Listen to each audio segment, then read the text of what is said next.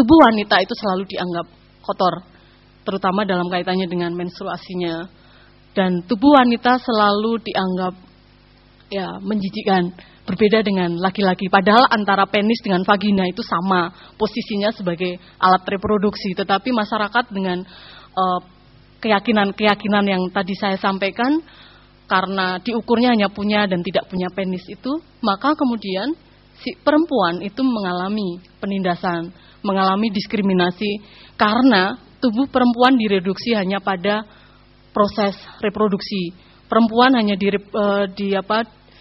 direduksi pada sebagai alam dalam hal ini yang memproduksi sesuatu. Padahal dia punya fungsi keibuan. Dia subjek aktif, dia bukan objek dari anak, bukan objek dari ayah, tapi dia subjek aktif yang dalam hal ini dia selalu juga berproses, sebagaimana si Yulia Kristeva juga mengatakan bahwa kita itu akan ada dalam proses krisis terus-menerus untuk mencari identitas.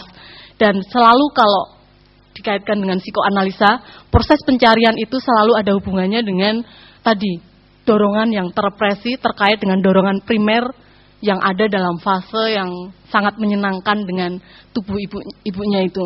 Nah, ekspresi-ekspresi yang sehat adalah dalam bentuk seni, dalam bentuk berbahasa, dalam bentuk yang politik, ilmu pengetahuan. Itu defense yang seperti anak perempuan tadi lakukan.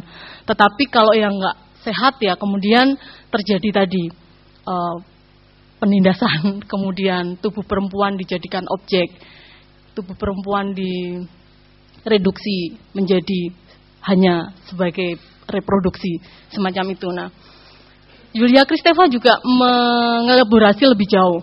Jadi upaya untuk melakukan penolakan terhadap segala macam batasan, yang dalam hal ini adalah batasan untuk mengekspresikan dorongan dari bawah sadar masa kecil tadi, itu dibatasi, ditolak, maka muncul penindasan. Dalam ini penindasan tidak hanya sekedar antar jenis kelamin, dalam arti kaitannya dengan perempuan, laki-laki dan perempuan, tapi penindasan juga bisa kaitannya dengan usia, dengan kultur, ras, dengan agama.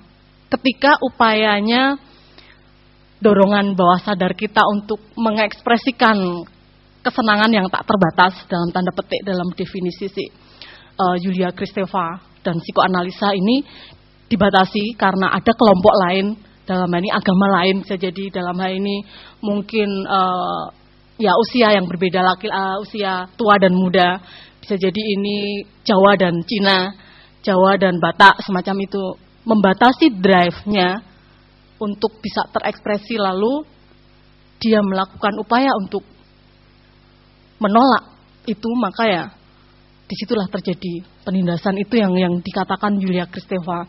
Jadi pada poinnya adalah Yulia Kristeva itu menekankan pada bahwa kalau lakong itu antara imajiner ke simbolik, kalau Yulia Kristeva itu semiotik ke simbolik. Semiotik yang tadi situasi yang sangat menyenangkan, situasi di mana kita bisa mendapatkan apapun, untuk sampai ke semiotik yang dalam kaitannya dengan bahasa, itu harus ada proses abjection, harus ada proses pemisahan dengan tubuh ibunya. Kalau itu tidak dilakukan, yang terjadi akan ada banyak hal yang tidak tuntas. Nah, ini yang biasanya oleh para psikolog kita otak-atik kalau bicara dalam arti pribadi dewasa yang kemudian mengalami sesuatu hal, kita akan lacak akarnya di masa kecil, karena ketidaksadaran itu tidak ada dalam bahasa sebagaimana lakong, tapi ketidaksadaran itu dalam semiotik yang terjadi ketika anak belum mengenal antara aku dan orang lain, antara self dan other, semacam itu. Sehingga kalau teman-teman melihat pribadi yang tidak sehat dalam arti tertentu, dia tidak cukup punya batasan antara aku dan orang lain, semacam itu, kalau kita mau melacaknya tidak lewat levelnya yang bahasa yang dalam arti hukum ayah, tapi justru melalui yang bagaimana hubungannya dengan ibu, bagaimana hukum ibu itu berlaku, semacam itu yang bisa saya pahami tentang Yulia Kristeva. Mengapa saya tertarik? Karena yaitu tadi di psikologi pemikiran ini jarang juga dibahas di kelas. Kami lebih membahasnya di luar kelas. Dan kami jujur ya harusnya memasukkan ini ke dalam kelas, tapi sampai sekarang wacana di psikologi belum kesana. Meskipun dalam prakteknya ketika orang-orang psikologi membantu orang-orang, ya psikoanalisa selalu kita libatkan, tetapi tidak seperti yang Yulia Kristeva lakukan dengan mengembalikan tubuh maternal dan melihat bagaimana proses pembentukan identitas. Itu yang bisa saya sampaikan. Terima kasih.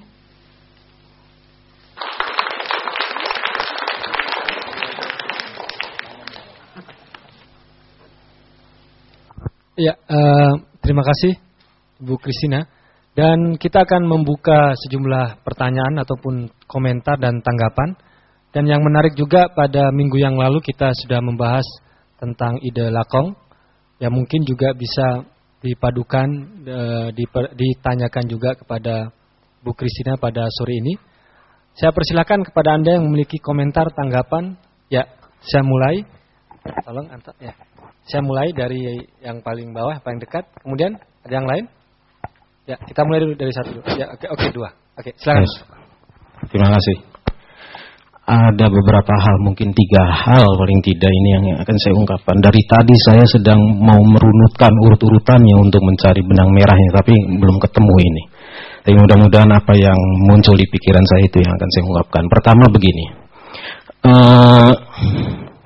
mungkinkah terbentuknya diader itu bisa lebih dini? Jadi begini, dalam budaya masyarakat tertentu itu ada budaya yang disebut ibu susu. Seperti misalnya di Arab, si anak tidak disusui oleh ibu. Begini, sepertinya tangkapan saya, ibu yang dimaksud oleh Yulia Kristeva ini ibu biologis itu yang melahirkan. Sementara di Arab itu ada tradisi disusukan oleh perempuan lain begitu, atau mungkin disebut ibu sosial atau apa ya, semacam itu. Jadi ada pemisahan sejak dini dari si ibu biologis ini. Hanya sekedar ini istilah saja, hanya sekedar untuk memudahkan pembicaraan. Nah, mungkinkah ini sudah terbentuk diader di sini? Pertama itu. Yang kedua, Simone de Beauvoir melihat diader ini sebagai persoalan yang krusial karena disitulah terjadinya penindasan dan segala macam itu. Sementara Yulia Kristeva sepertinya mensyaratkan berlangsungnya cinta kalau ada diader. Kalau tidak salah tangkap tadi saya. Nah, ini bagaimana?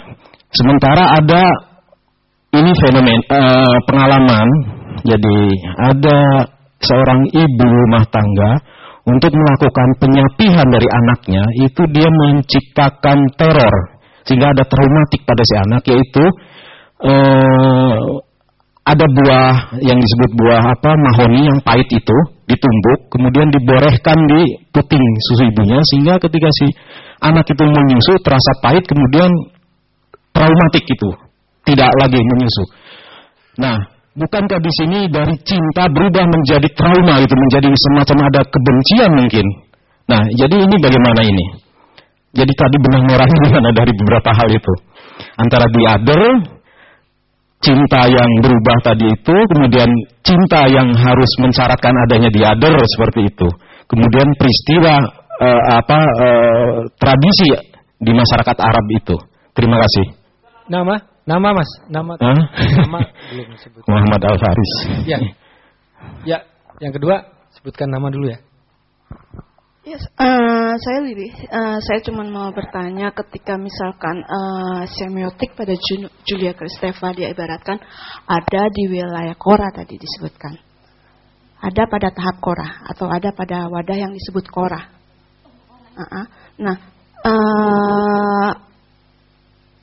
bagaimana kaitannya dengan intertekstualitas misal ketika semiotik berada di wilayah Kora? Itu pertanyaan pertama. Kemudian pertanyaan kedua, berdasarkan teori Julia Kristeva, bisakah